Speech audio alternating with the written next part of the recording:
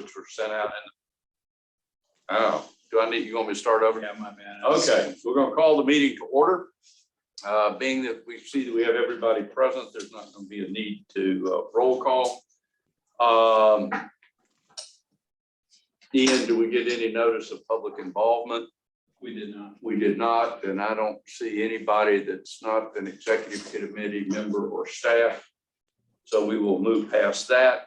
Next is the consent agenda, which is the action item approval of March 14th minutes, which were distributed in the package last week. Any comments? If not, a motion and a second would be appreciated. So moved. Got a motion? Second. Thank you. We've got a motion and a second. All those in favor, please say aye. Aye. Aye. Any opposed? Okay. Any old business, Ian? No. Okay. So let's get to the fun stuff. New business, which is the FY23 capacity building budget. And I noticed that you squeezed into that the nice letter we got from Sarah Donovan about the state budget. It was a timely letter for sure. Yeah. Well, we've said in these meetings before, if we don't spend it, we could lose it. And it looks like that's what's happening. But go ahead. Yeah, I think that's the case, and we can talk about that. I have the budget in here as an action item. We're not actually going to submit it. We have enough money to hold us over through the beginning of Q3. So we're not going to submit it to DHCD until August in preparation of their September board meeting on September 13th. Okay. So we can vote on it today, or we can hold it to July and vote at the regional council meeting. But I wanted you guys to see it. You can make the decision as to whether or not you want to vote, and then we can move forward accordingly. Could you, since I admit I haven't read anything substantive in 13 days, could you give a brief synopsis? Absolutely, yeah, I was going to do that. So if we just look at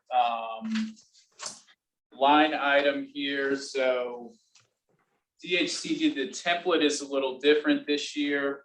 Our salaries and fringe also includes admin. So those have been combined this year. So under salaries, fringe, and admin,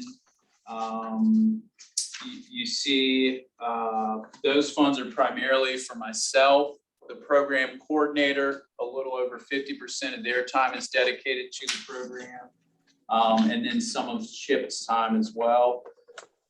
Then there are also some indirect costs that include auditing, fiscal accounting services, general legal expenses, rent, supplies, equipment, taxes, and insurance. So that's all pretty straightforward.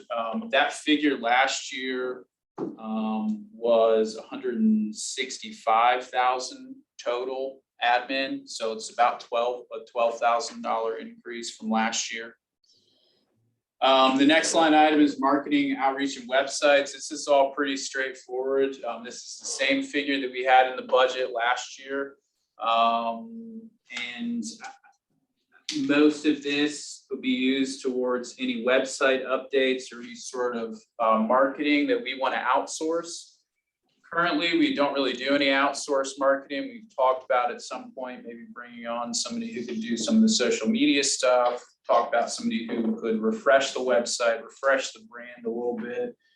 I know some of the other regions kind of have a little bit of a newer look than we do on their website. It's a little more streamlined. It's easier for consumers to use.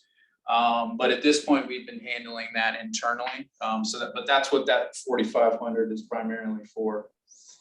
The next line item is meetings and workshops. These are basically to fund any facilitation costs related to meetings like this, the regional council meetings. If we have any subcommittee meetings, any stakeholder meetings, and then we have $628 in set aside money if we want to move forward the Go Virginia staff for any memberships in chambers or associations.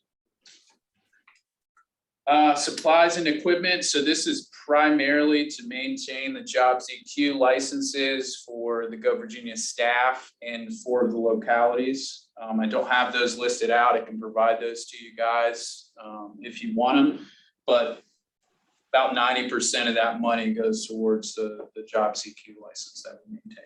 And when you say localities, we're paying for the EOs to have it? Who's? I know the PDC, like the REDOs, maybe the Economic Development The ones that are Organization. paying for. I think that Virginia is paying for it for RCC, I think has one, FRA maybe, Well, I know FRA has it. I wasn't aware that we paid for it. I think so. Yeah, they definitely have the system. Okay. And I think, and I know I have a login, and I don't know, somebody from the Middle Peninsula must. Yeah, so I think I'm that just would be. curious. Yeah, maybe Wow. Kate knows. I'm not opposed to it. I'm just curious about why we're paying for this for them. Yeah, I think that this decision was made a few years ago when we had the available funds. So I think we're paying for Germanna and RCC and Northern Neck PDC and Middle Peninsula PDC. I think FRA may have already had a license, and so, Yeah, they Sorry have for a about long that, time. yeah. but I think we offered it to those four because they weren't otherwise going to have it, and so it was something that we wanted to do. So would any applicant be able to have access to the data through one of these entities? I'm just curious because don't see why obviously not. these folks apply to us for funding and they would have this data. What if there's somebody outside of our few organizations who need that data, or do they have access it? Can they access it through PDC? If somebody, or- yeah, if somebody. 'Cause that wage I data is hadn't really thought to important. Put that out there, but absolutely. Yeah, if somebody wanted it, to be honest, I don't use it. There are issues with it, but Yeah, and Kate, you FRA can, uses it. obviously you've been, part of this more than me, but we've used it in the past for some of the reports that we've done. But it's certainly something that I'm saying we would be willing to make available for yeah, any of folks. course. And I know that some folks use it in the development and some of their applications. Just curious. And we can, But if the people we've let use it aren't using it, I'm just speaking for myself, maybe RCC and Germanna find it more useful. I mean, I don't know about the data lag. I don't know how granular it is. I have a lot of questions about the data and its utility generally, and its applicability towards exactly what Go Virginia is looking for. okay. But yeah, so we haven't renewed that yet. That comes up this summer. So I think that some engagement with the folks who have the licenses, and then, again, Definitely ask around. could for sure, and could provide you guys a deeper assessment as to how we're actually using it. I know, like I said, that we have used it in the past. It is used for some applications. There are some folks who just reach out to us who are kind of brainstorming on potential projects that it comes, there's some utility there. But we can provide a deeper dive on that. The next thing is travel. That's pretty straightforward. That just includes travel throughout the region. I've tried to make a concerted effort to travel at least a few times a week throughout the region. So that is a bit of an increase from our FY22 budget, but not much. We had 6,000 budgeted for FY22. How many days of travel are you doing, would you say you're gonna do this year? So I've been averaging 2 thus A week? far, A week? per week at least. Yeah. Well, I would certainly like to see that, because I do think that's one of the biggest issues. Is lack of knowledge and understanding about the opportunity. Sure, yeah, and I think that, and we'll get into this later as I talk about some other things, but I've made a concerted effort to reach out. I've started with most of the EDAs, so I've been to a few of the EDAs and given a presentation. I was down, the Middle Peninsula had their local administrators group meeting last week, and I was down there. Most of the localities were there. in Louis' meeting. And then they had a meeting after that, mostly on coastal resiliency and dredging that I also attended. So making a concerted effort for sure, and we know that that's a focus, so. Well, But I guess, think- how many counties are in this region? We have 15. So personally, I think it should be, you should visit every single county, maybe twice a year. And sort of find the planning people if you can't, if they're not obvious. And you know, I think some of these supervisors around here need to be educated, as we discussed. And I certainly think that would be the case with supervisors down this end of the region. Sure. Ian, we have our county administrators meeting this Friday. I could reach out to, Lisa, but to Jerry Davis. I'm looking at our agenda now, and we've got several things. I don't know what your availability is on Friday, but we have our. Would Jerry let me? That would be a request from Morgan. Yeah, I'll ask, if you're interested. Absolutely, 100%, yeah, for sure. Well, and can I make one other comment? The presentations that I've seen in the past, I haven't seen you do one yet, have been pretty dry, sort of stochastic, sort of,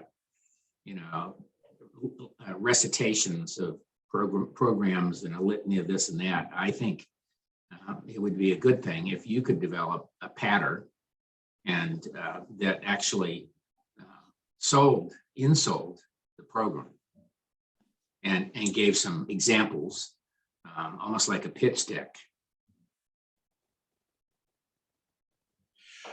Yeah, absolutely. So I've, and I potentially get into this later on as we talk about some other stuff, but the presentation that I gave to the Middlesex EDA was less of an overview of what Go Virginia does and more of a focus on the projects that we've done that have been successful, and then projects that have been successful in other regions.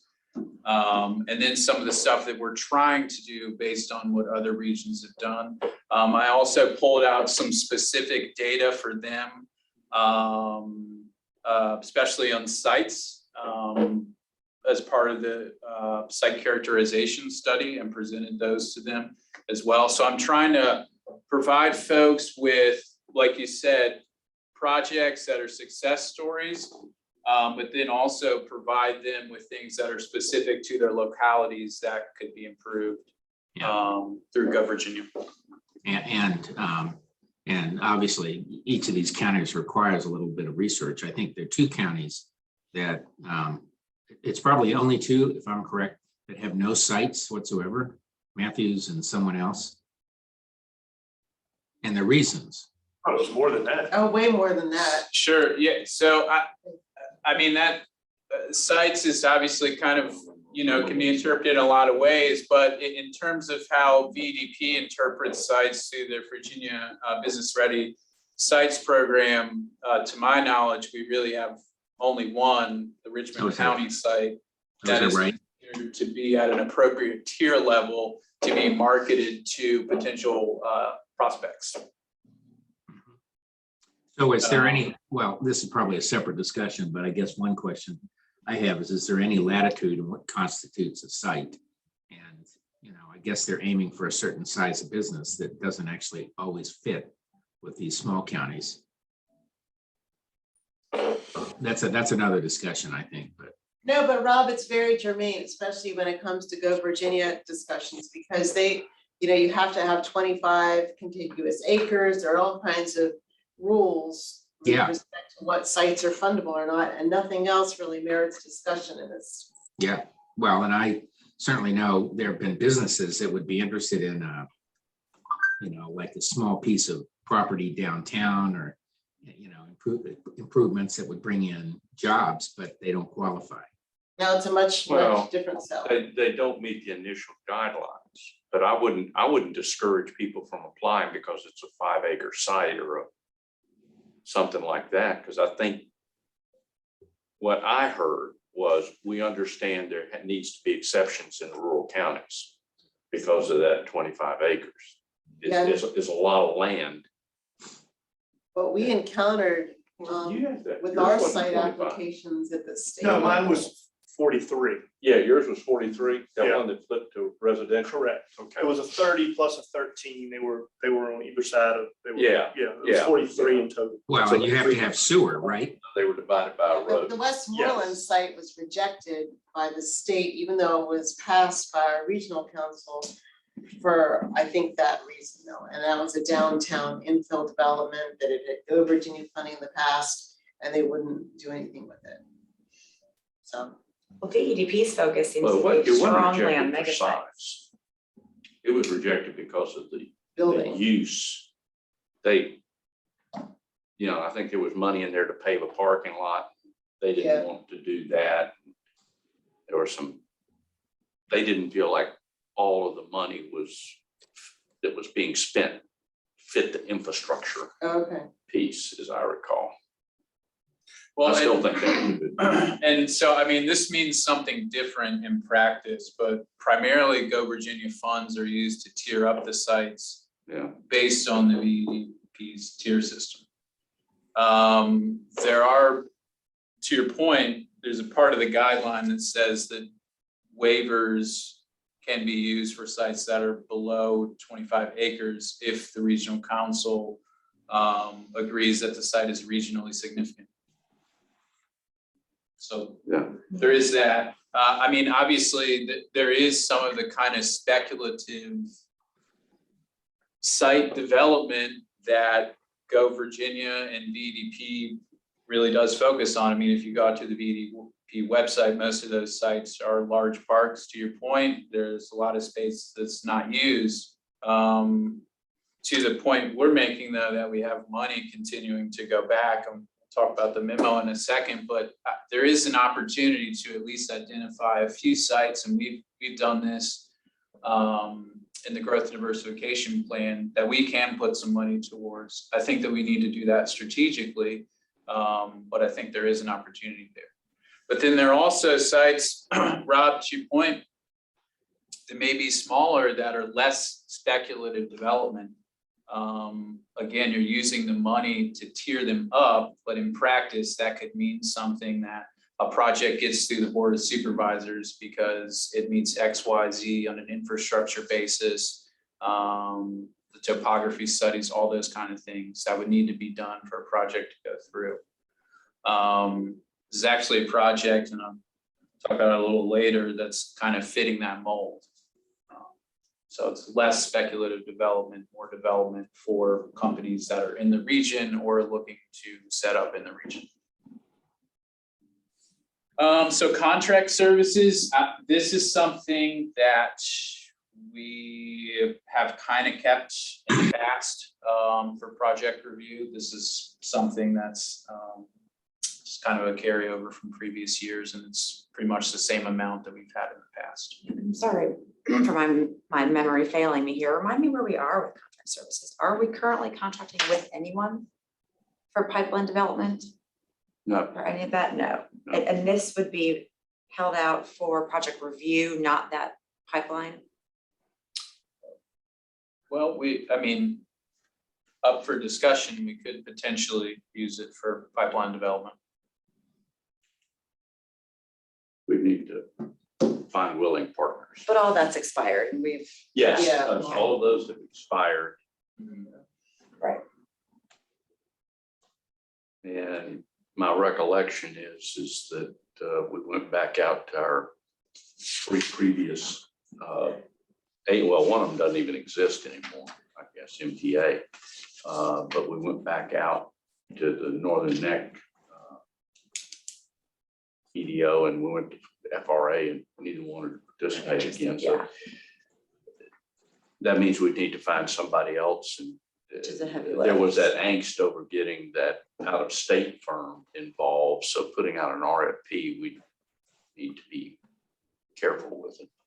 So that's just a whole, should we get to the point where we need assistance Yeah. with project review? But I think there's probably some excess capacity if we wanted to do that. If we just wanted to, engage an individual to do that for us in certain regions or something. There's probably money So to do that. we do, and you'll see it reflected in the narrative. We have budget reserves, we have carryover money of $100,000. Is that at risk? That $100,000 is not at risk. Okay, so that's carried over from prior years. for Right. the How much did we lose and where? We're still trying to ascertain that. I mean, so basically so pretty much on June 1st, when it became clear as to what budget the state was going to adopt, we got this memo from Sarah. And we're not entirely sure what's going to be taken back or or how that's going to be allocated. Well, it's going to go to the general fund, but we're not entirely sure what that's going to look like. So was that specifically aimed at us or was that aimed at? No, it's all, the entire program, every region. Okay. Rob, it's the approximate sum of all unobligated funds from FY 19, 20, and 21 and from the ERR program. That's how it's described. Yeah. This is I don't know if you recall, but this is the budget that Sarah had mentioned in her presentation. at the Yeah, no, I was just looking at those notes. Yeah. She was concerned about, but yeah, it's FY 19, 20, and 21. Yeah, it would probably hit the smaller regions harder because we have not pushed forth as many projects as opposed to say Fairfax and Virginia Beach and some of those, but I think everybody's probably gonna get hit a little bit. Yeah, I mean, we're not concerned about it, and well, not concerned. We would like for the money to stay, obviously, but we've held a reserve of 70,000 in the past, just in case Go Virginia goes away and it's not funded at the state level. So that's kind of kept us in a good place. And that $100,000 carryover, that will stay. And that's the next item I have. But, well, Yeah, let's talk about this I didn't want to before you. skip ahead. but Yeah. Is there any reason for us, you would prefer, I think what I heard was you would prefer that we approve this in July so that it can be presented to the state board in September rather than us doing it now and having it presented to the state board? I don't have a preference. We've gone through it as a staff and we think that it's in a good position to be approved. I Okay. just wanted to give you guys that leeway, since it's really the first time we've talked about it and we just provided the budget last week. All right. But want to leave that up to you guys. Morgan, do you have a preference? No, sir, I don't. Tim, Lisa, No. Rob, do you have a preference? No. No? All right. Is there anybody that's willing to approve the budget as presented? Does this include the 100,000 strategic use of carryover funds, or is that our next discussion? Yeah, so that would be the next discussion. The approval is just for, 250. exactly. Well, then I'd make this. All right. That's what thank you're you. looking for. Yes, sir. Thank you. Second? Thank you. All those in favor, please say aye. Aye. Any opposed? Okay, hearing none, passes. Go ahead, Ian. Okay, so we've kind of talked about the memo. I mean, I don't want to go too in the weeds in that unless you guys want to. I basically provided it for informational purposes. So how much money is that for us? That they made, I'm not asking you down to the penny, and I promise if we come to the next meeting and it's changed, it's okay, but or maybe the question is, all of that's gone, and how much are we getting in new on the per capita piece? Do we know that? Kate, do you have any insight on that? Yeah, so I want to say that when Sarah Dunnigan had originally reached out to Chip, and I'll defer to Chip if he can correct me, but we had about $3.1 million in unobligated per capita funding, and I think she indicated that pretty much all of that would be taken, about 3 million. That was my recollection. Starting July 1, we are slated to still get our $1 million per capita allocation again. So we will get that for FY23. There's a $1 million floor on the per capita allocation, and the last couple of years we've been just slightly above the floor. So we get like $1 million and, you know, a few thousand additional, but that's my recollection that, you know, I've just been kind of thinking we'll be starting from square one, starting July 1, basically, with our annual $1 million. And we Why keep- is that called a per capita allocation? So it is based on the population of the region. So like Northern Virginia and Hampton Roads get much more than $1 million. They did, after the first year or second year, maybe institute a $1 million floor. So no region out of the 9 Go Virginia regions gets less than $1 million, but the larger regions do get. So it's like per $500,000 capita. So it's capitation, but it's not per capita. They calculate it, it's some amount per person, but if that per is less than capita, $1 million, but- then they bump you up to $1 million. So the million is, But there's a floor. Yeah. Yes. yeah, so it's, Covers the smaller counties, smaller regions. okay. Now we're gonna get back to those discussions we had early on about, geez, what happens if we get, you know, a $500,000 funding request, and that's gonna take half our budget. I remember those. I guess we should be so lucky. but- We learned and not to worry about it, we go ahead and move forward with it. Yeah, I think this is what we've learned, yeah. But we don't lose our unallocated FY 2022 funds. Right, we got $1 million in 22. We won't lose that, right? So I think the only thing that makes that tricky is I'm not sure exactly when this amount was calculated. It was the unobligated, you know, 18, 19, 20, 21, or whatever the dates were as of a certain day. But I think more applications have come in since then that have been kind of tentatively. Sorry. Well, suppose we, So, can we cover it? Let's say we approve all of those. Can we cover that plus the $1 million?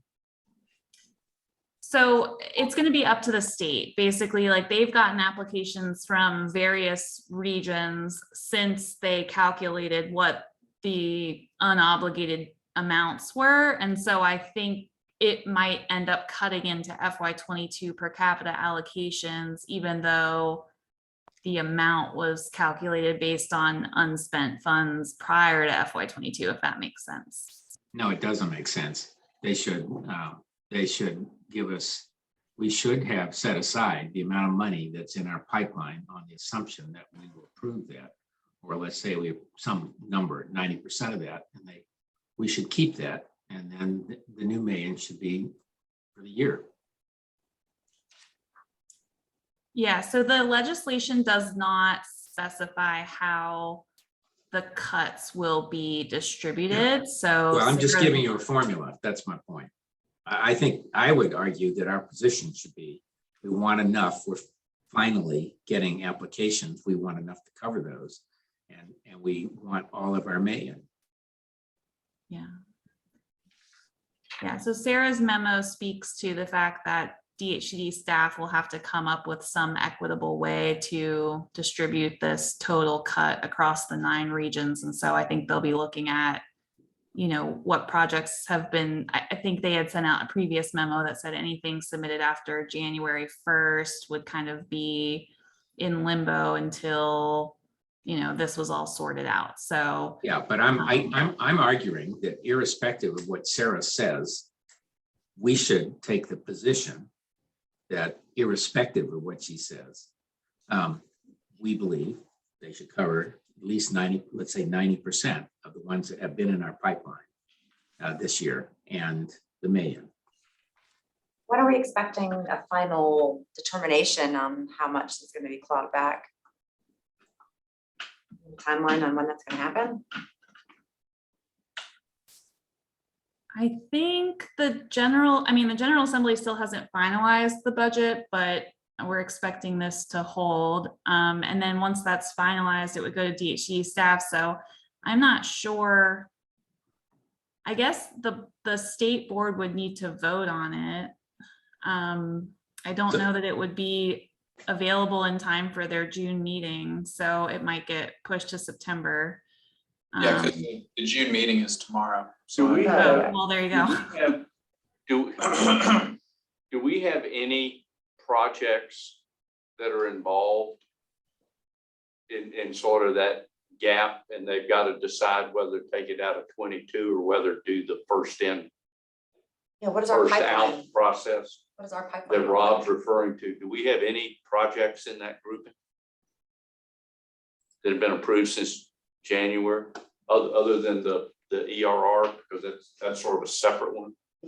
we do, yeah. Yeah. Okay.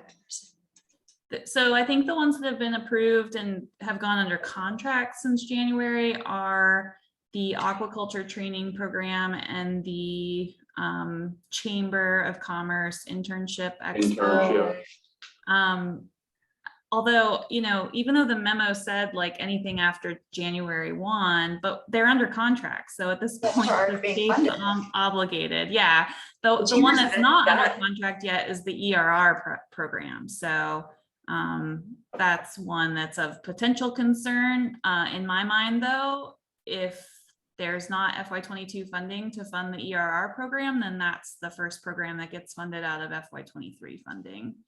You're talking about the patient care technician Yeah, that program, was the right? one we Yeah, approved. Yeah. yeah, And that's that goes to the state board worthwhile.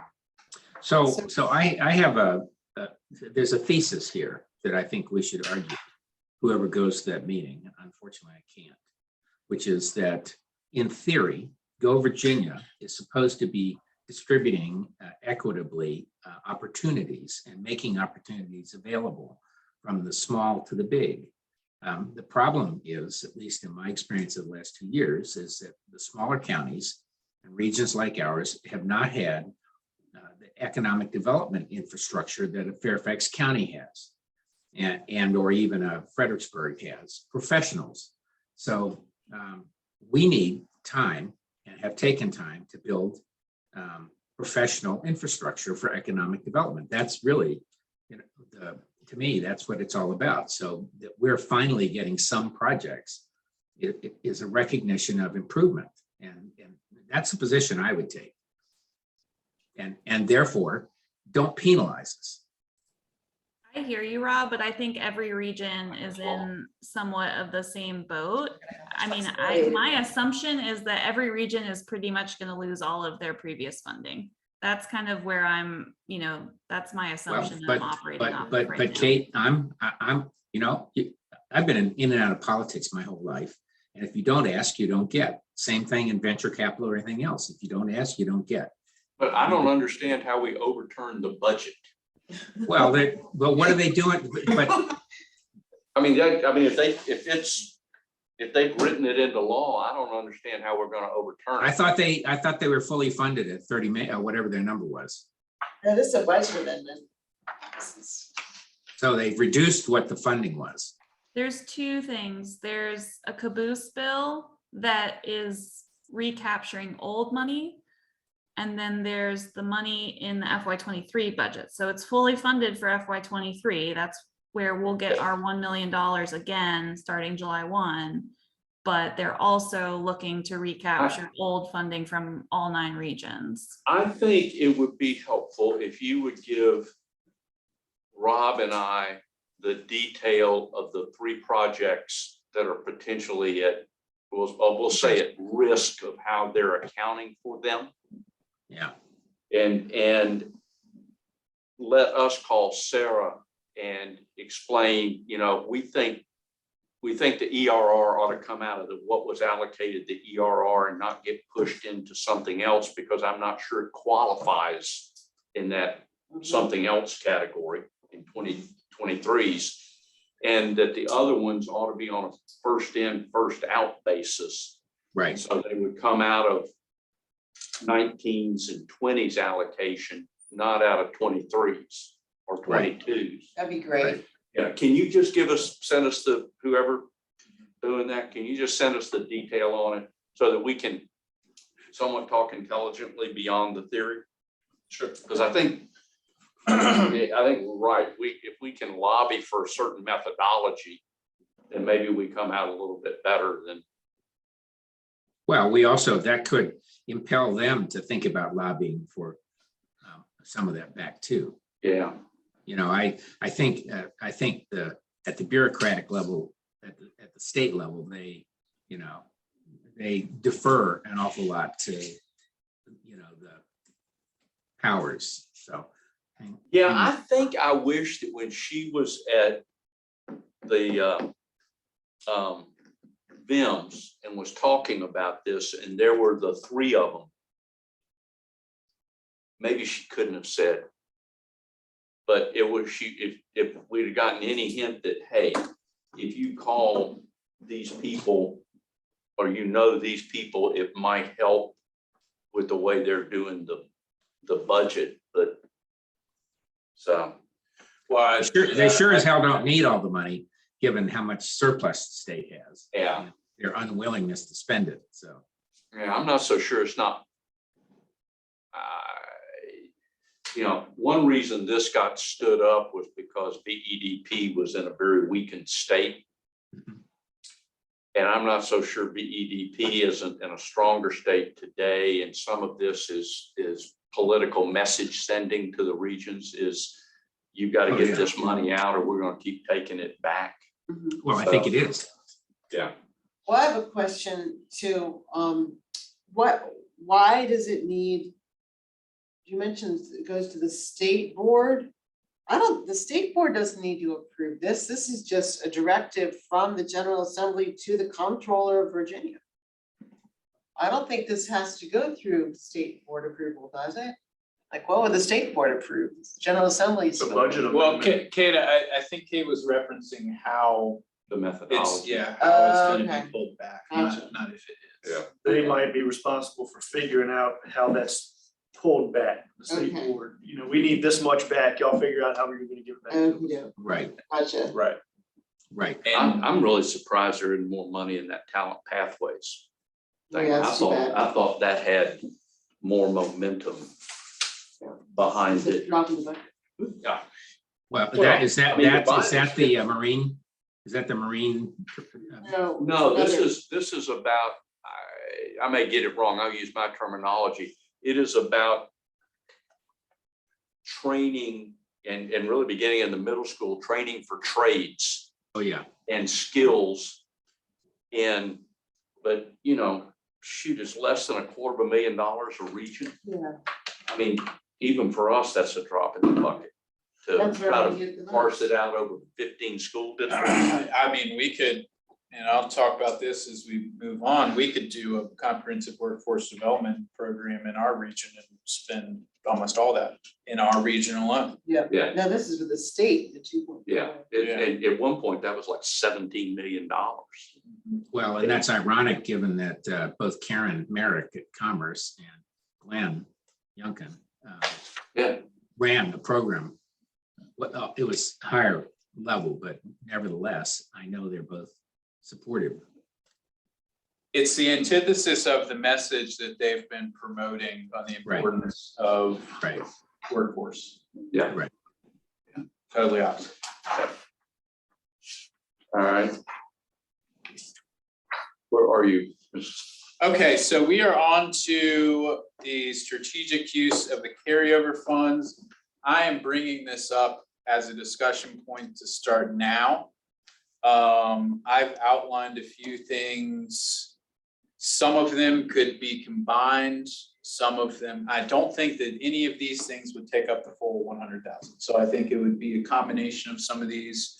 open to any other ideas as well. This is something that could be an ongoing discussion. But I'll just run through them real quick. So the website refresh, branding refresh, that would just be in addition to what we already have budgeted. I'm less keen on that. More keen on facilitation costs for doing something like a stakeholder meeting. I'd mentioned this in the regional council meeting. I think, I've mentioned that I'm trying to travel out to the localities. One of the things that I hear from the localities is that they would really like to be involved in more discussions. So I think that having a regional stakeholder meeting where we have economic development folks, we have the localities, we have the private sector, and we have folks from the educational community. Again, this is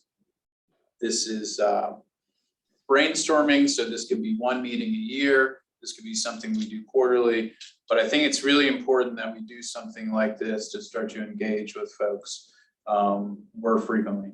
Every locality is on a spectrum. Some know Go Virginia well because they've done projects. The PDCs, you guys know well because you've done projects. Maybe a good thing, maybe a bad thing.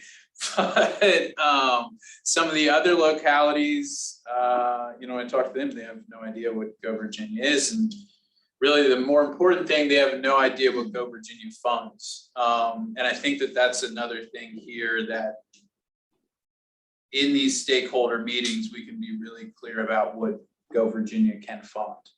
I think that this will go a long way in promoting the project pipeline.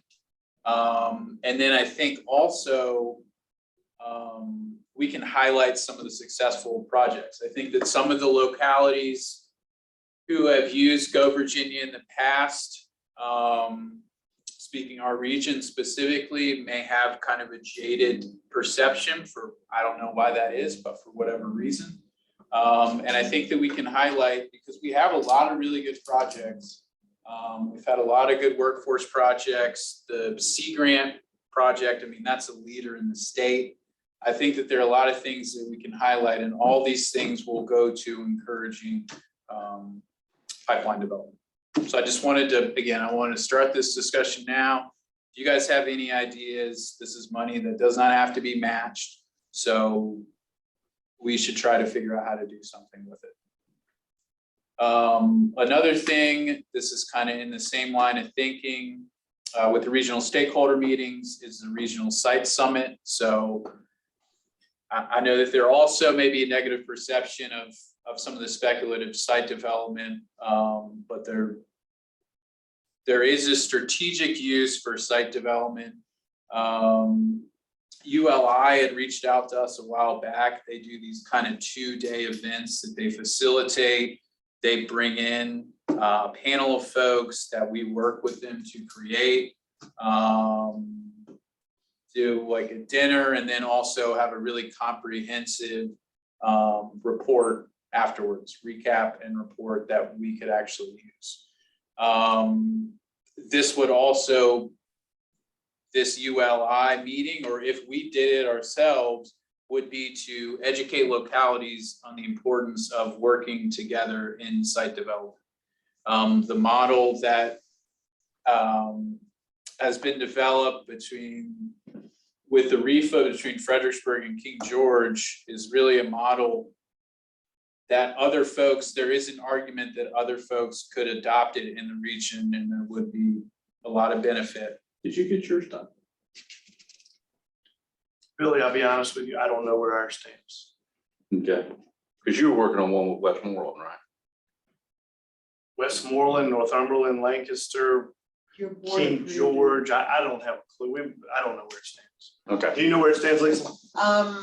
I think your board approved it and Northumberland approved it and It just, Westmoreland, and so I think it exists. It's just there's no site, nobody has moved on any site development. So the legal document exists? Yes, People signed off? on it? yes, and the boards approved it. yeah.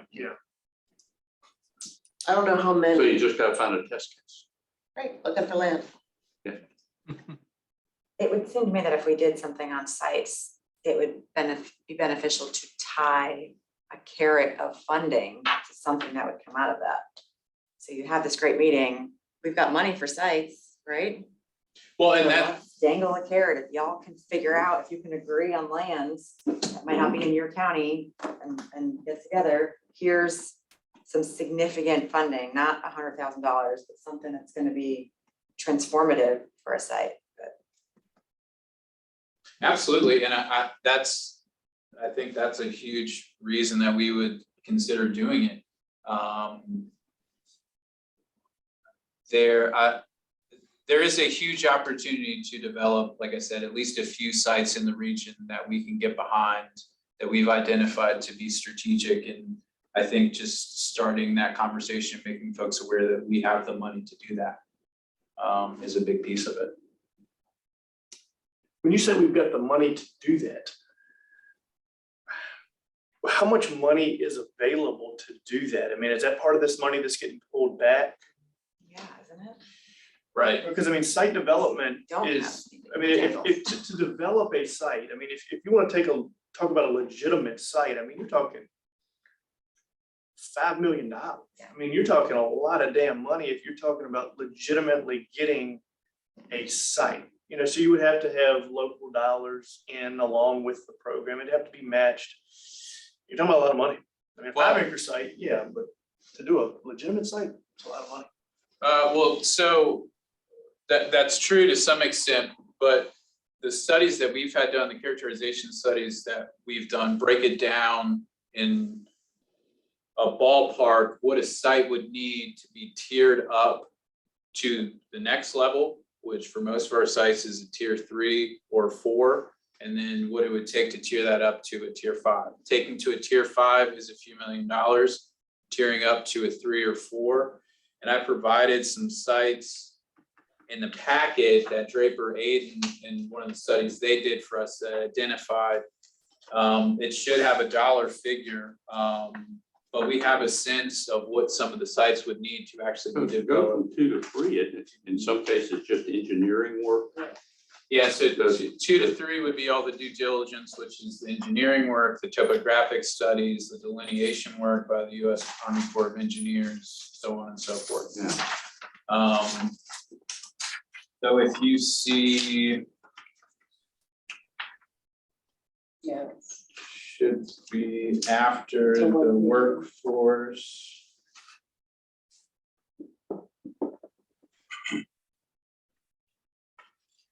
So these are the sites that they've recommended to us based on a composite of things. And then you can see over there on the far right what the cost would be to tier it up to the next tier that they suggest.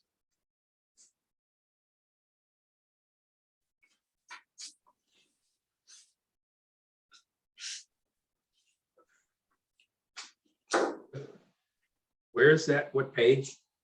It's table 5, recommended sites, right before the map. Rob, it looks like this. Okay, I see table 5.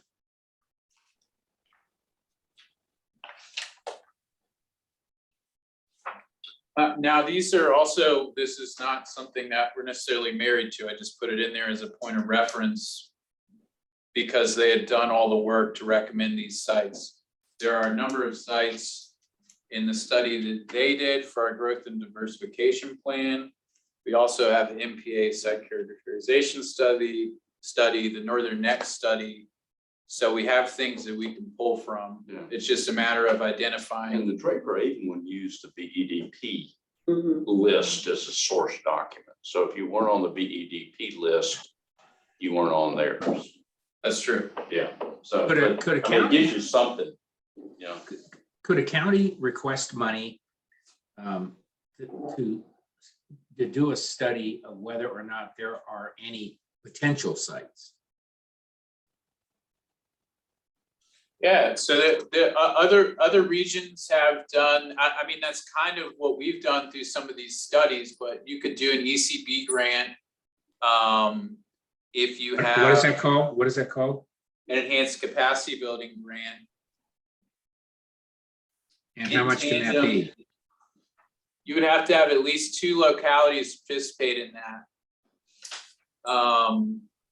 But you could absolutely do that to explore potential sites. And by localities, do you mean counties or Yes, government units? typically the guidance is for counties. But haven't we had collaboration between a town and a county? It has to be in a county where a town is not located. Like it'd be town of Kilmarnock and Richmond County, like things that don't make sense. Which is something I would still wish could be changed, but Yes. that's above us. Right.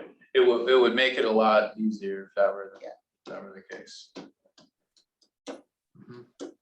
And some of these, just looking at them, I know we've already talked about these, because we had that sites working group last summer, but some of these are not huge lifts to get them up, so there has to be a reason why they're not being explored. And obviously, we know regional collaboration is a challenge to Well, get. some of them are privately owned. Yeah, and I'm wondering, That's, it's that's a huge one one of at the this point. hurdles. Has any of this changed in the last year? I mean, I don't know. There's been a lot of federal dollars coming through for this, so I don't know if any of this is different. Right, With real it estate. very well could be. I know that, I think this Tappahannock site is being tiered up now outside of Go Virginia. So I have a deeper dive on the report to get an update schedule. Are there, go back to where we were in those 4 suggestions of using.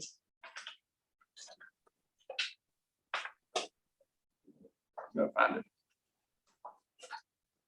Strategic use of carryover funds. Yeah, so I mean, the only other thing was, and And this comes out of the capacity building funds? Is that, the reserves of the capacity The building building is at $100,000. Which does not, requires no match. can you explain what number 4 is to me?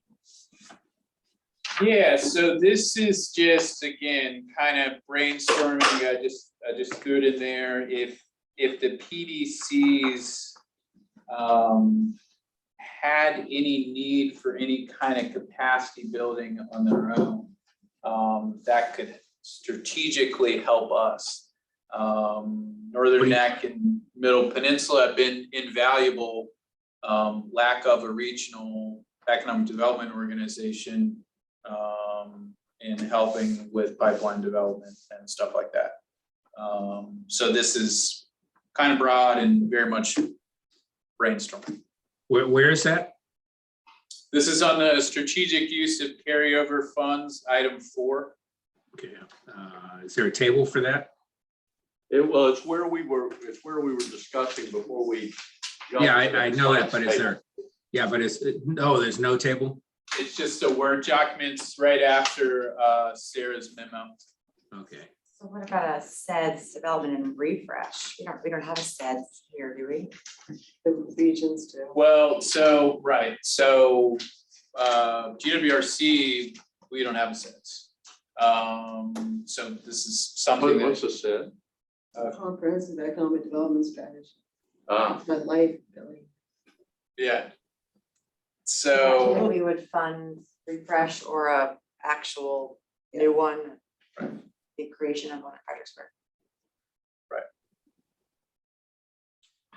so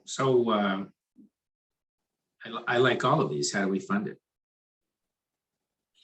well, so the money's there, we just need to decide what we want to do. I can't necessarily make that decision on my own, but we just need to decide, what we want to do, if we want to do all of them, if we want to do other things, it's just.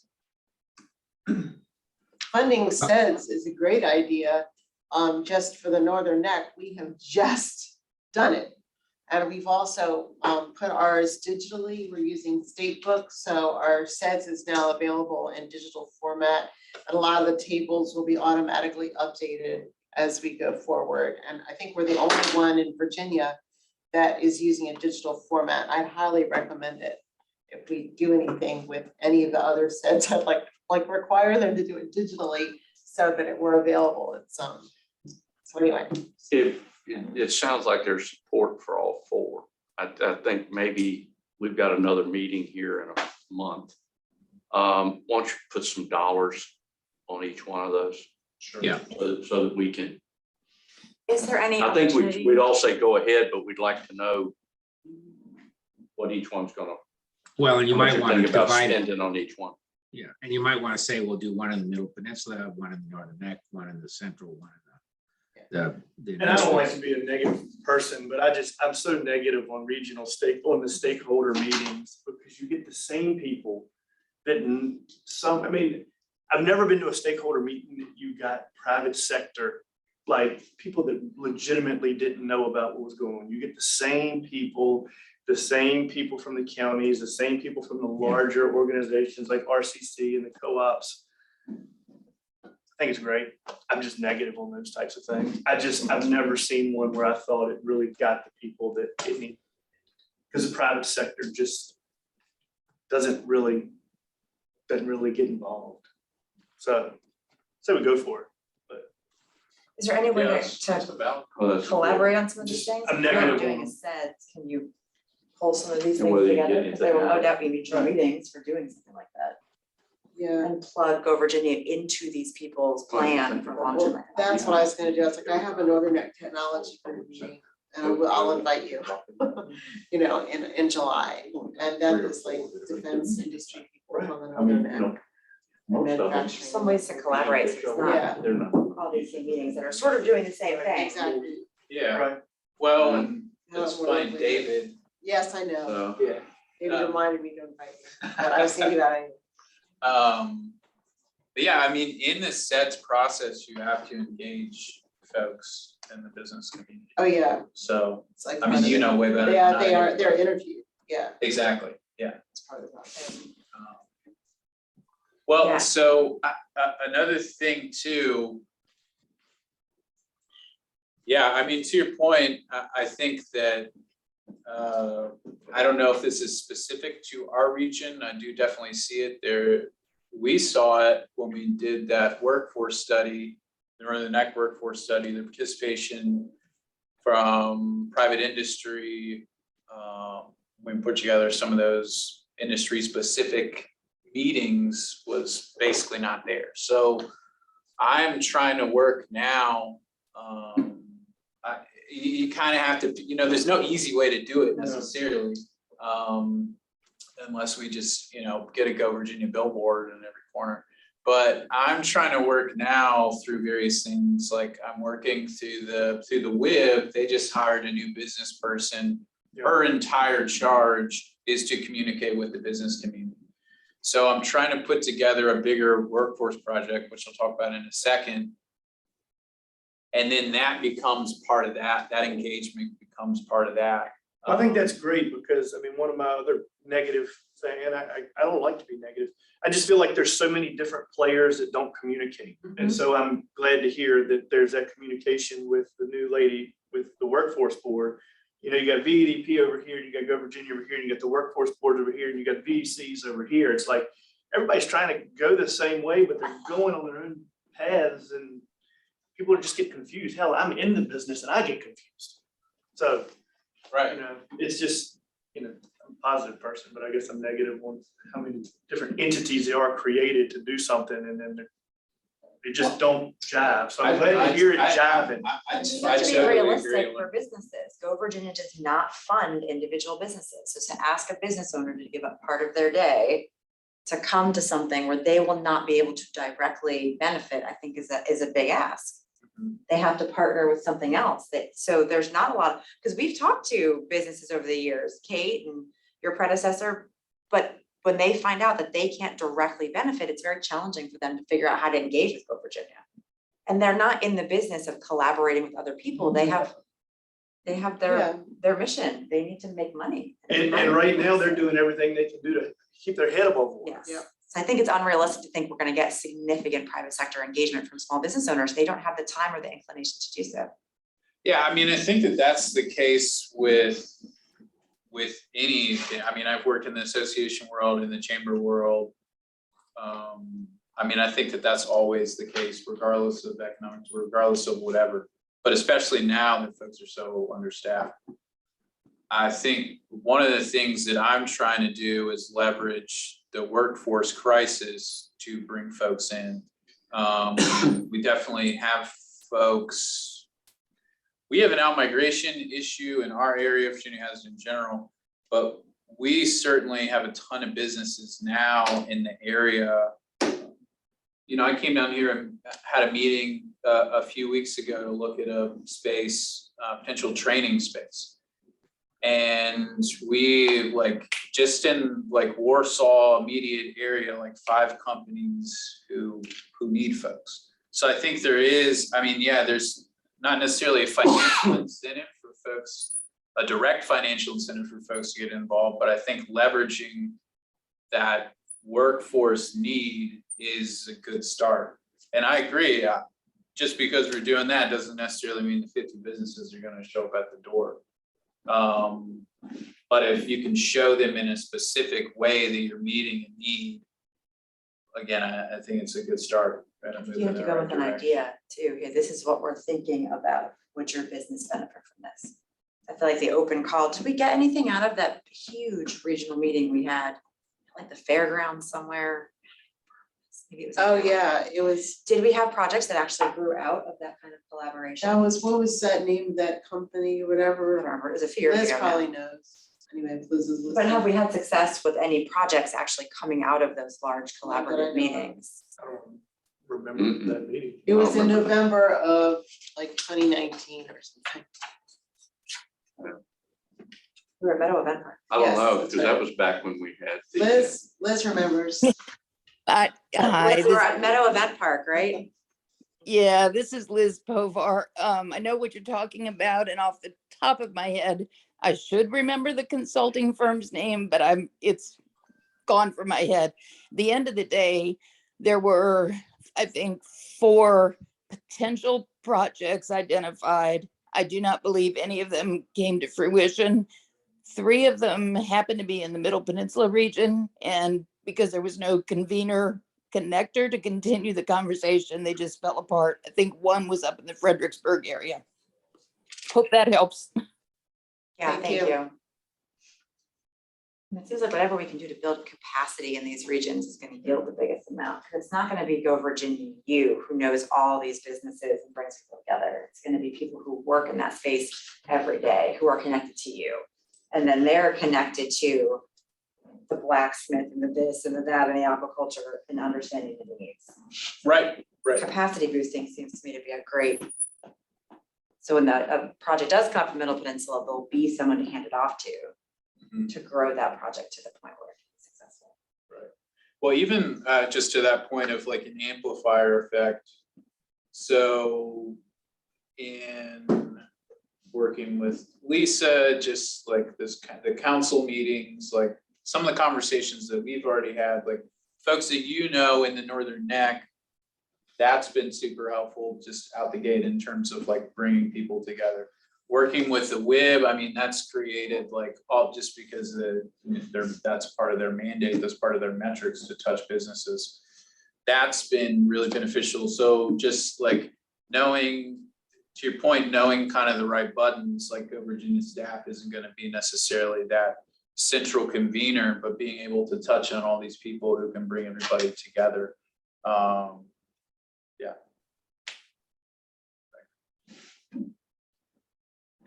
Cool. All right. All right, All right. carry on. At some point, so Anne Marie was sick today. Okay, She was gonna go pick up our lunch. okay, So we have lunch ready over at the Daily. okay. Whenever we're done, we can go over there. We can eat it there, or we can take it, whatever you guys want to do. All right, But it is ready now, so we can plow forward. no, we're gonna fly forward. And Then you want to plow We're gonna- through. we're I gotta gonna- go make money. Complete the agenda. then we can go get lunch, but I wanted to mention that before. All right, you got a SWOT analysis on our 4 categories. All right. 3 categories, was that? information only, or No, so I wanted to go through these. I think I want to try to do a better job of tying what we do back to the growth and diversification plan.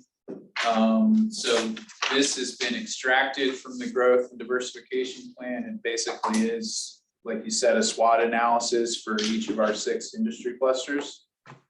So I just want to go through each really quick and kind of talk about some things that we're doing, what could be on the horizon,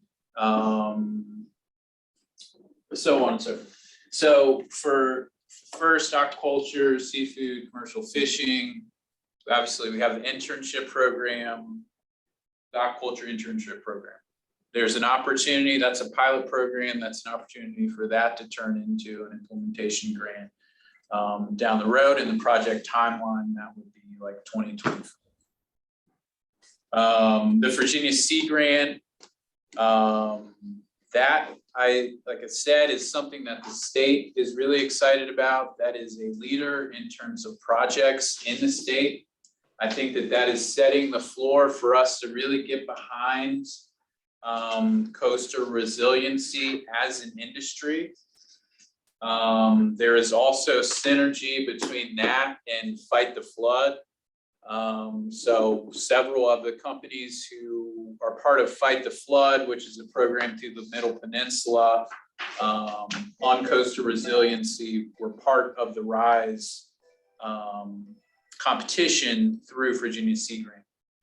So what I'm doing now, I've been working with Louis, Middle Peninsula, and the folks who are involved in Fight the Flood, as well as Troy and folks in Sea Grant, to try to identify a site that could serve as a light production and R&D site for these companies in the region. So I've been working really closely with them on that. I don't know if anything is going to bear fruit, but I've been very involved in that throughout the last 2 months. We've identified currently a specific site on the south side of the Middle Peninsula Regional Airport that we're looking at. This is a site that was identified by the company. There are a lot of things that are happening with this site that for the positive that make this a potential fit for the coastal resiliency companies. So working that currently, that could potentially be a large project. Again, that may not bear fruit, but fleshing all that out. The other good thing is that has built really good rapport with the Middle Peninsula PDC, but also the localities in that area too. So that meeting that I was at last week with 5 or 6 of the localities in the Middle Peninsula, that was all because of the engagement on this project. So even if it doesn't come to be a project, it is bearing fruit. There's also a potential workforce grant that's coming out of that could support aquaculture and commercial fishing. Which counties did you meet with? So it was Matthews, Middlesex, the town of West Point was there. Those are the folks in. Do you recall person. who was there from Matthews? Ramona. Oh, Ramona, good. Yeah, she's the new administrator. Yeah, no, that's great. Have you met her?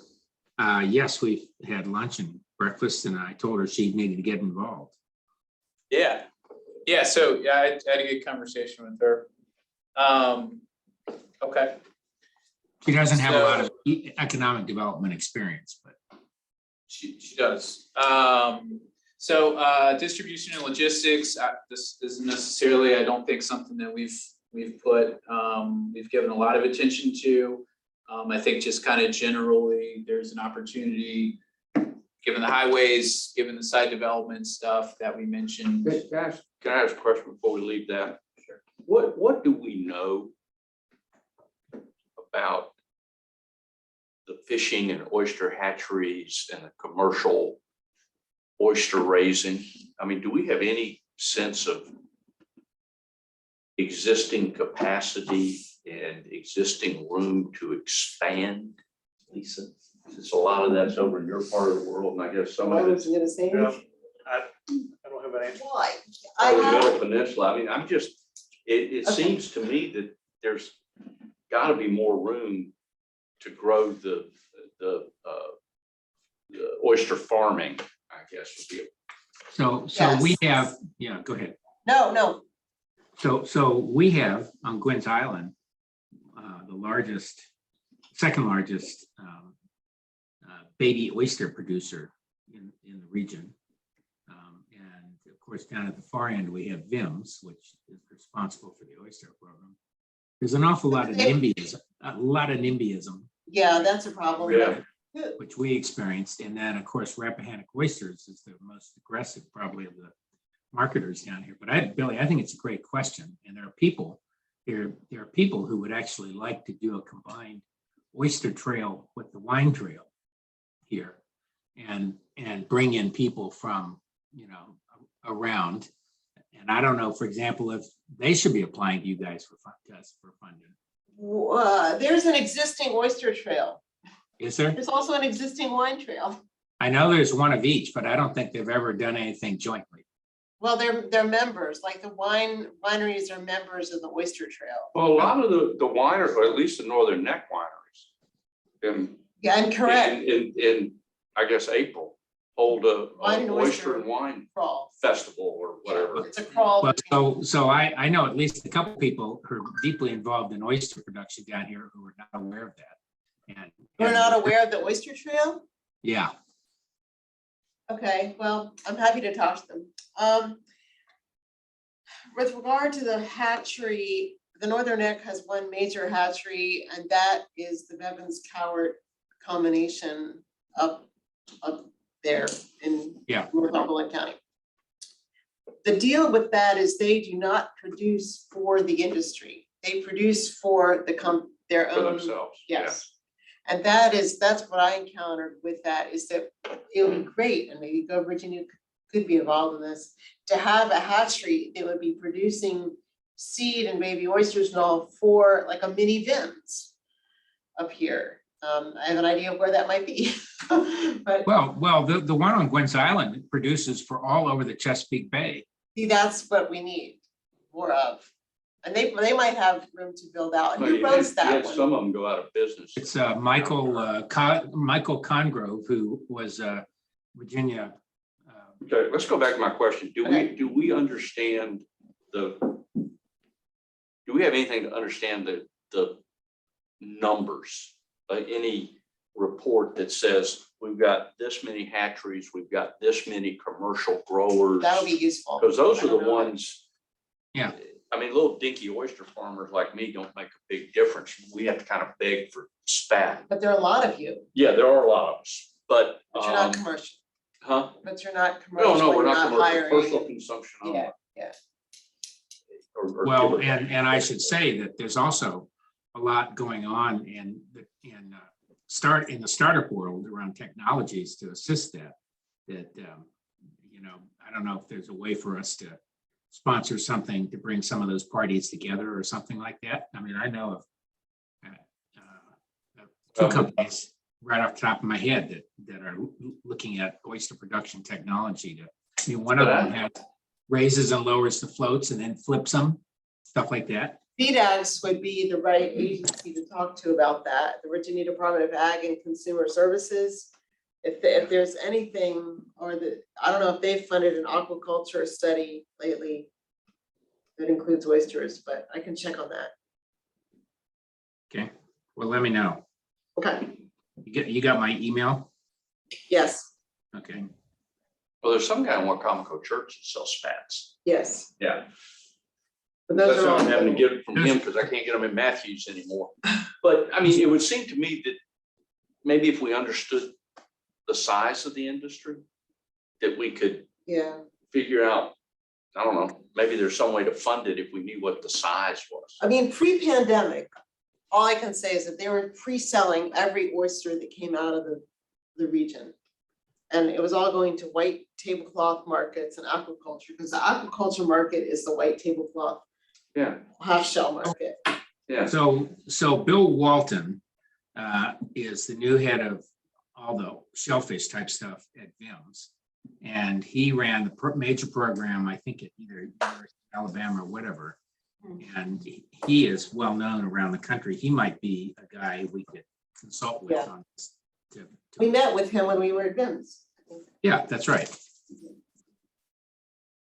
Yeah, so Bill would be a great I mean, guy to ask that question. I'd just like to know how big the aquaculture industry Yeah, it's is. a good question. And I mean, because there's boats that leave Lancaster that actually go scallop fishing, harvesting or whatever, up in New England and come back out of that. And, not only anybody's figured out how to cage rate clams yet, but that would That's an Eastern Shore, probably though. be pretty interesting too. Yeah, the salinity, it's an Eastern Shore, Yeah. Lower Bay thing. So we do have employment data. There are a little over 800 folks employed. I think Yeah. that was as of 2019. Because that doesn't speak to the hatcheries and what the size is. Yeah. Or the potential capacity, and we do have the issue that when the guy from VIMS came and talked about the whole oyster thing, gosh, 2-3 years ago, I guess now, was talking about the NIMBY thing, that the people didn't like the oyster boats coming out and power washing their cages and things like that. And while they wanted to sit out on the dock and enjoy the peace and quiet of their place. That's gonna be my next book, Billy. You've moved to the water. Yeah. This is what to expect. That's right. Yeah, those oysters were here a long time before That's you right. were, right? And so are the water. Well, but Billy, to your point, it used to be significant industry in all of these coastal areas. The volumes were probably not as high, but on Gwynn's Island, the local guy wanted to put out a whole bunch of oyster floats, and he ran into the NIMBY buzzsaw, not from anybody who lived next to where the floats were going to be, but the far end of the island. And one of their complaints was that he was introducing industry to the island. And of course, it was exactly where that industry used to be before Yeah. it died once and came back. So there's education, but I would love to find some way to do some focus on economic development. Yeah. This Well, industry. the other is maybe it's worth a study of what's the Capacity. potential demand. Yeah. And whether there's, does anybody that's in that business, how much demand there is that would allow these businesses to expand to meet that demand? I So- don't think that exists. Yeah. I I would think that would be interesting to know. you know what? That's the kind of study that Bill Walton used to do. He did huge industry surveys, customer surveys, and all that kind of stuff. It was very businesslike, and Yeah. That'd be he's a very guy. useful. And I think we should get him into this conversation. Okay, thank you. I appreciate you allowing me to go back. No, I think that, and I think that, other industries, there's a lot of opportunity for scale up, but to your point, if we don't know where they are currently, there's really no way to. Yeah. They may not know. We also have a huge wholesale industry here for fish wholesale. Yeah, I mean, there's also, if you're thinking comprehensive scale up, and it's identified here, but there's an opportunity to assess what demand overseas is as well, and potentially use some money through the state to scale it up that way. It's definitely a traded sector good, oysters. Oh, I absolutely, mean, for they're sure, all- they're national absolutely, and they're international. right, yeah. Well, and we do have a plant-based seafood company that sells nationally and internationally, in which their technical global headquarters is right on Gwynn's Island, but unfortunately, they manufacture in Massachusetts, but they're about to get a lot of money. Yeah, and it's so international trade, I don't think is something that you see a lot in some of the Go Virginia projects, but I was talking to Billy Gamble with DHCD last week. I brought that up And there is a tie to international trade in one of the projects, and I'm gonna look into and see how that fits into something like commercial fishing. Yeah. Yeah. But yeah, again, back to the original point, we would need to know where we are currently. Yeah. So we just need, frankly, to find a sponsor in a couple of counties to do that, right, Lisa? Sure. Well, I'm gonna volunteer Matthews and go talk to. Well, actually, that could be one of the first ones we've got that could be multi-sub-region. Well, and then what about where is Rappahannock Oysters? Is that, which county is that? That's in Middlesex. Middlesex. Okay, so maybe I bet you know, Middlesex. Trent Funkhauser, not to call people out, but Trent Funkhauser used to be with Essex and in economic development, and he's just been hired by Middlesex as their economic development person. So he might be worth, yeah, he's been around. Well, and So, yeah, Been around a while. okay, so I'm gonna volunteer us.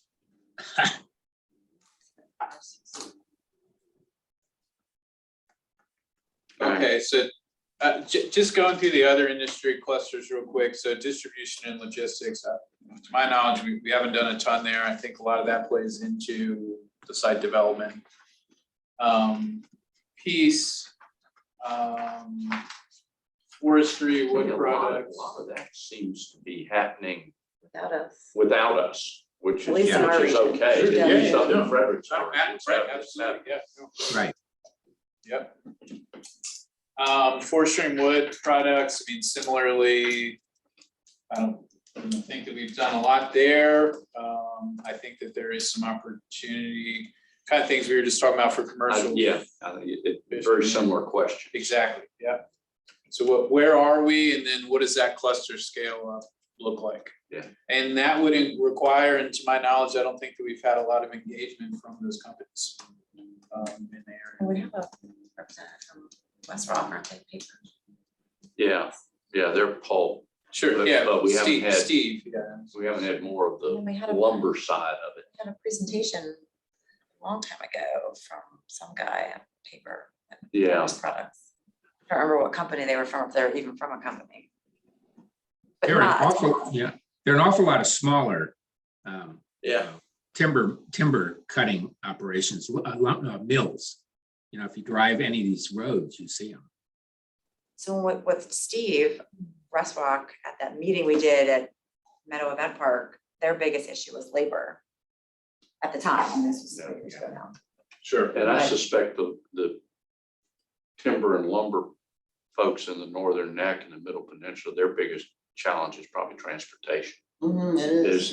Is getting it to market. The airport. Has to go by truck. Oh, yeah, they've actually, industry has talked to me, not talking about oysters again, but they have to have a staff member drive the thing to the airport, to Newport News or whatever, to meet up with other seafood producers. They want a distribution hub in the region to gather all this stuff, to have a driver, Yeah. CDLs. And is that just because they don't have the drivers, or? Well, it's because a staff member, so the distance is so great, so they lose a staff member for half the day to drive this stuff down there. And a refrigerator, so you need it's cold chain storage and distribution, which VDP is very interested in. But cold chain storage and distribution facility for lower northern neck and middle peninsula would be very helpful. But you have to have somebody to run it. But it's Yeah, an interesting- which is transportation and logistics. Yeah. You've got to bring it in one door and send it out the other side. Exactly. So manufacturing, I mean, it's kind of the same thing for most of the other industries. I mean, we have, West Rock and the council. So we have some bigger manufacturers that are in the region. Their issues, workforce is the primary issue that they face. So Probably the same for the smaller ones. I would And think. way worse for the smaller ones because they can't afford to pay them as much.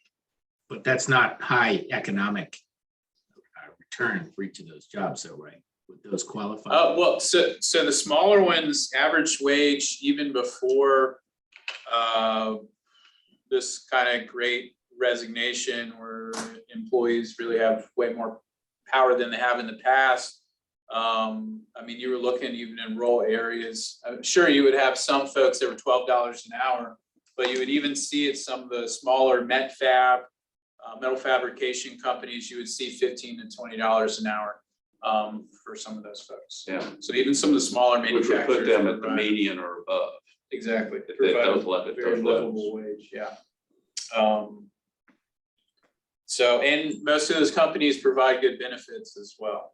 Well, and some of this all goes back to that pathways funding, is trying to build that skill set and interest earlier in the education process. And Yeah, exactly. And I'll talk, I think that, yeah, that's the next thing after this. So just finishing this up. So Rob's favorite topic, data centers. But information in data centers, I mean, similarly, obviously there's more activity in the northern part of the region because of the proximity to DC, but that's another, site development weighs heavy into that. is there, I don't know why, I think I'm getting ready to put one foot on Rob's train. That, this got in here because there was a concentration of these. But have we had any new data centers? And I'm guessing it'd have to be in Fredericksburg. Any new data centers in the last 3-4 years?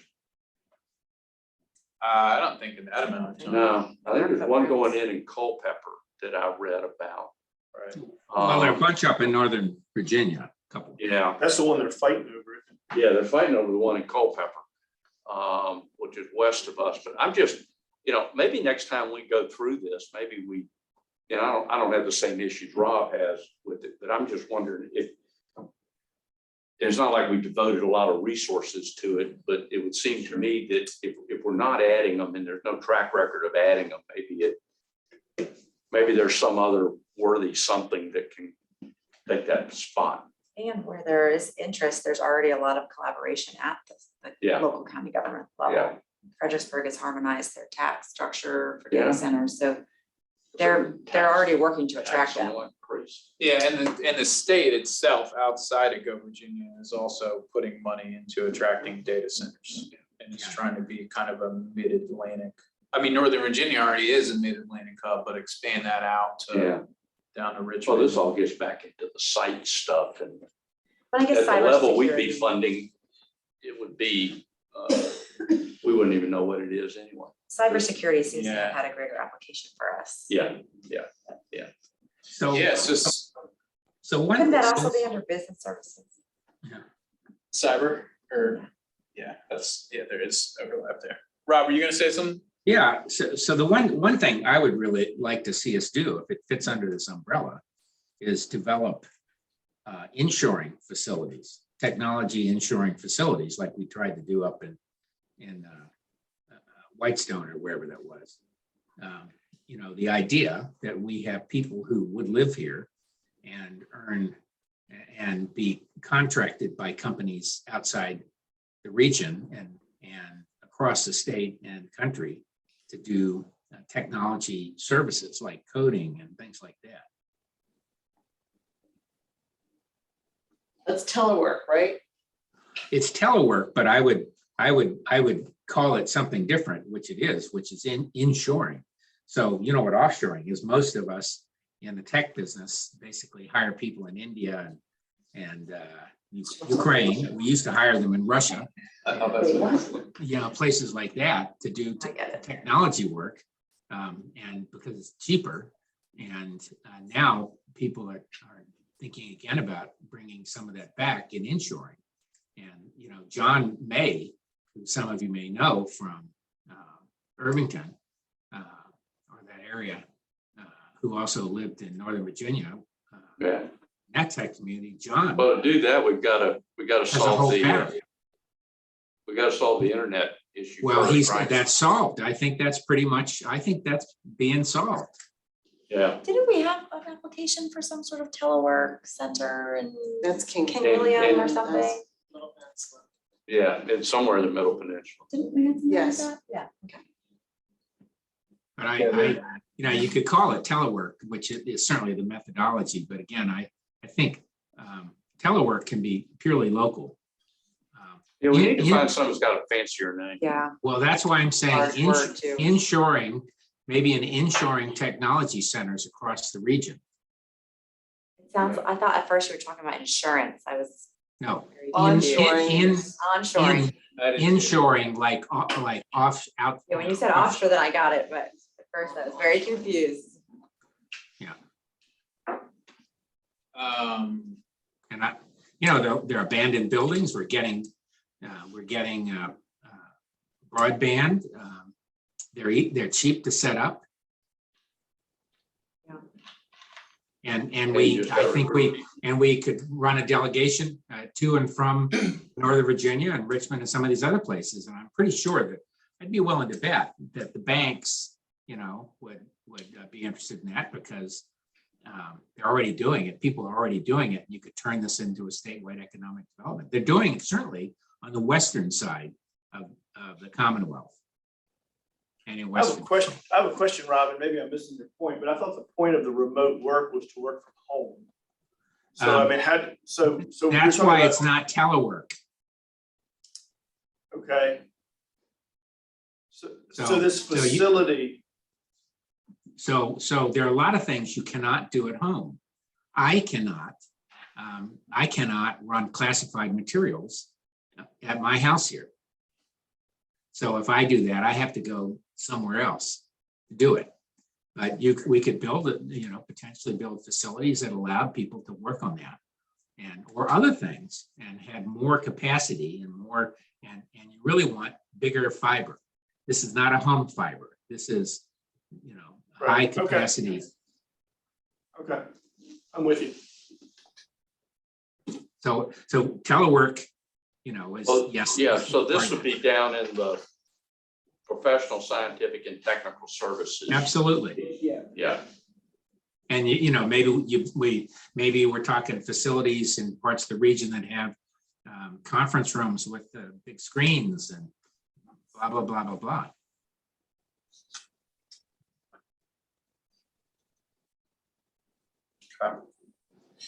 Well, And- so I, That's a lifestyle. That's also a lifestyle choice too. yeah. So the last piece, the professional, scientific and technical services. What we're kind of talking about feeds into that. Cybersecurity, we have already done some work there. We have the CISSP program at UMW that just closed out.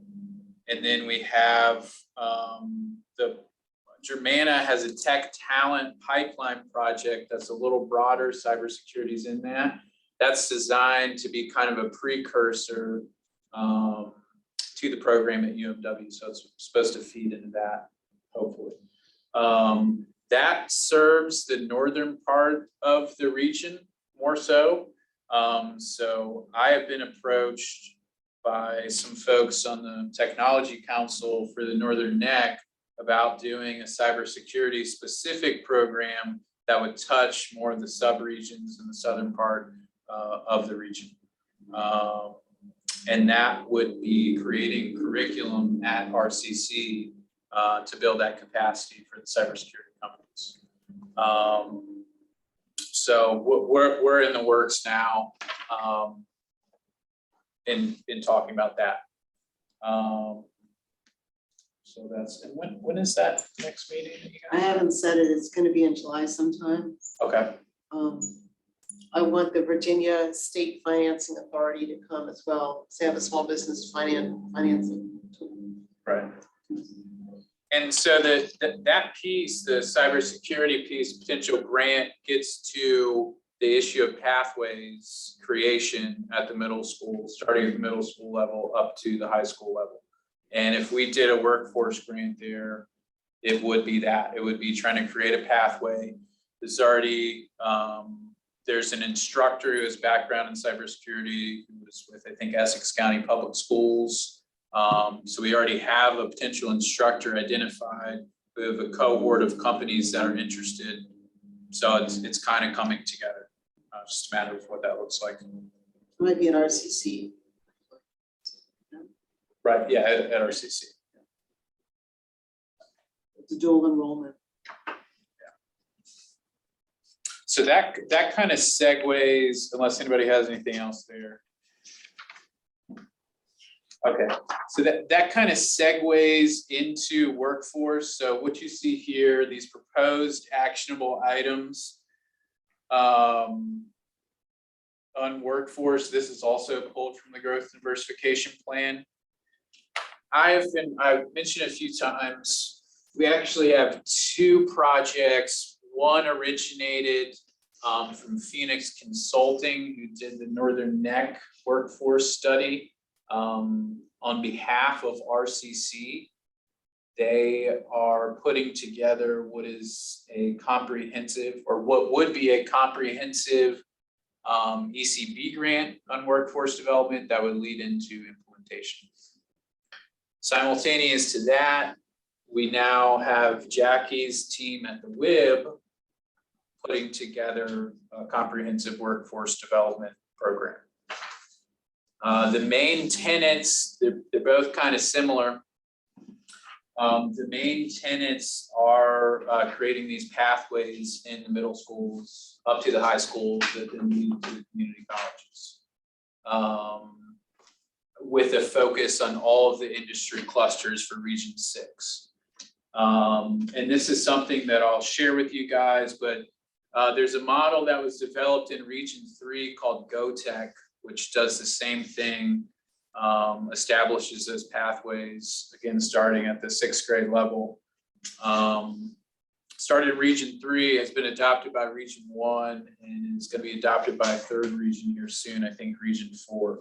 So that's a really successful model that we can either entirely replicate, looking at a more comprehensive region-wide workforce development project, or what I'm doing currently is kind of pulling stuff off of that. So it's the pathways, it's the internships, the apprenticeships, and then smaller things like teaching the soft skills to students. RCC has a really good network of what they call high school navigators that we're trying to utilize, that we're trying to leverage and kind of build the capacity that they have to expose students to careers in our industry clusters. But basically, overarching theme, I put a lot of effort into trying to put together a large workforce development project that would include upfront an ECB, that would be more of a pilot program with an implementation, hopefully in 2023, the latter part of 2023. So we have some representation from the school systems on the council. I'd love to hear what they think would be the most. Because we can't do all of them, right? I mean, I guess we could, but you don't start somewhere. We may have some opinions on what, especially the superintendent from Caroline might have some thoughts on what might be the most helpful, biggest bang for the buck. Yeah, exactly. And I think that that's why I think doing an ECB grant that's kind of like a pilot is a good first step. And also the gentleman whose office is actually right over there, HUD Williams with RCC is, he's over the high school navigator system for RCC. So he's a former guidance counselor, so is really plugged into the school systems. Did we also ever get any feedback from the chamber on their internship event they hosted in, I think it was April? We did, so that's ongoing. They had like 500 companies in attendance. No, I don't think 500 companies, I think 500 students. Students, there I you think they go. had a hard time recruiting companies to attend. So we had a call with them last week and they said that they actually, they had a lot of companies. They were impressed. They were surprised by the number of companies that they were able to get to attend. So are all these companies local? Are they local or regional? Or are you looking? Yeah, that was in the Fredericksburg area. They were definitely local to Fredericksburg. I mean, I don't know if they had companies that came in from outside of our region, but it was the Fredericksburg Regional Chamber that did it. So there is a phenomenon in higher ed and high schools that kids in rural and kind of other regions where you have a high preponderance of minorities and et cetera, economically disadvantaged, don't reach as far as they should. So their parents will say, well, you can't afford to go to college. You can only go, and there's a point to this. You maybe can go to regional community college. Well, and you certainly aren't going to Harvard, even if you could get in. And the reality is all of those places would love these students if they can get in and would pay their full freight. And you have a similar phenomenon in business. I mean, one of the frustrations I have in living here is that kids and their parents assume all they can do is something local that is not going to develop into, an incredibly high paying career or something like that. So it's the reduction of expectations. So I wonder if there is a way for this kind of program actually to raise expectations rather than simply cement them in place. Well, no, that is definitely a good point. I think that with the establishment of the pathways and some of the industries that we would be exposing them to, you are putting yourself into, so take cybersecurity, for example. I mean, that's obviously a really high paying career. The level of certification like the one we have at UMW, you have to go to a four-year college to get that level of certification. So I think that we're exposing them to a spectrum of potential occupations.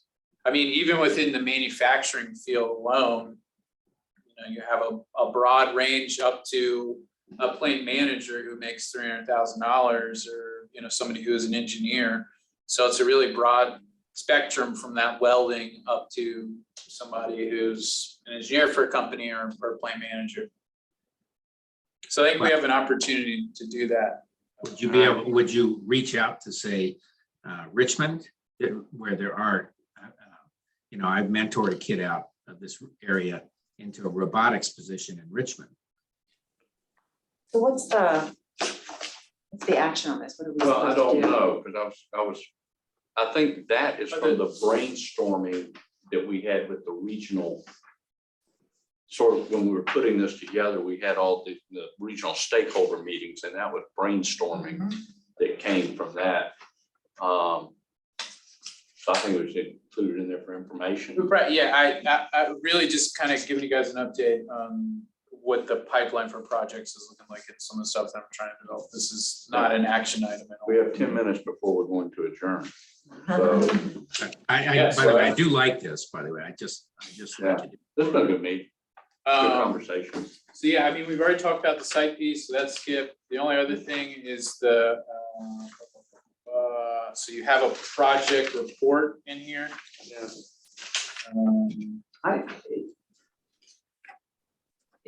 I looked through those, and it seemed to me that there were some of the closed reports that I don't know that this group ever saw what the outcome was. And, one that comes to mind was the telehealth center that we paid for a feasibility study. And the commentary doesn't tell me what the outcome was, just says there was no further work. But I think there's some of these where the work gets finished, but we never hear what the outcome was again. So, yeah. And I think that would be, we need that to be kind of part of what we do for no other reason. We just know it's over with and what the outcome was. That was the project I was thinking of. Yeah. It was telehealth, telework, and telehealth center. Yeah, I don't think There that, are a couple of others in there that are like that we did. I don't think that we've gotten a sufficient picture of the outcome, but then also what follow-up could be. Yeah. So I like the site studies that we've had done, I mean, that's a study that we could take and present to everybody in depth. Could present to the localities. So yeah, I mean, that's been one of the low-hanging fruit that we've been trying to work on in staff. What are ECB grants that we can, I don't know that I would want necessarily a full recap of what the study said, but was it feasible and is the locality gonna move forward with whatever they were studying? I Yeah. think that's what I would want. Yeah. That's it. Not that it wouldn't be great to get more information, but I think what are they gonna do with it? Has that study facilitated an actual implementation of something? Or is it just on the shelf and counties are just waiting? sure, And also, there has been no further work done on this project. That's from Go Virginia. Like, I can definitely speak for the Northern X Site Building and Infrastructure Study. A lot of those things in that study have been taken out to bid and implemented and done, just not with Go Virginia Yeah. funding. I don't know that we ever saw the outcome of the Well, study. you got the executive summary, I think, but a lot of that was confidential. I mean, in the sense that it included people, properties and stuff that localities could do and whatever. And the engineering, all that stuff, I don't think is of general interest. Okay, all right. But knowing that things were taken out and actually implemented, I think that would be great. Yeah, The council There's a lot. here. there's just one quick segue. NOAA then, with their coastal zone program has this benefits accrued category. And when you do your grant reporting, and this organization could benefit, I think, from just an occasional year out, 5 years out, now that we're benefits accrued, like a lot of the stuff that we're doing is still going, the welding program is still going. I mean, there are things that are still happening as a result of Go Virginia funding that maybe they're closed and we're not reporting, but there's still benefits to the region from Go Virginia, which I think point out. Yeah, Yeah, that well, makes that's a sense. good point. Because you kind of think they're over with and they're done, didn't you? Yeah, Yeah, well, that's another thing too, the state, obviously, to your point earlier, sending the message about clawing back the money. The state is, lose my voice, but the state is trying to, and this is kind of the case, has kind of been the case, but especially now, with an ECB grant, they're trying to get us to say, okay, this is what an implementation study would be like, so that there is follow-up. So there is an emphasis there on building per capita projects. We've got it done with studies in a lot of ways without that. Exactly. Unless, so an ECB grant, like this workforce project that I'm mentioning, is more of a pilot than it is a study. I think that we've been studied to death like this. We've had 3 different site studies. So we're studied to death, so. Yeah, I mean, that's pretty much. okay. Anything else?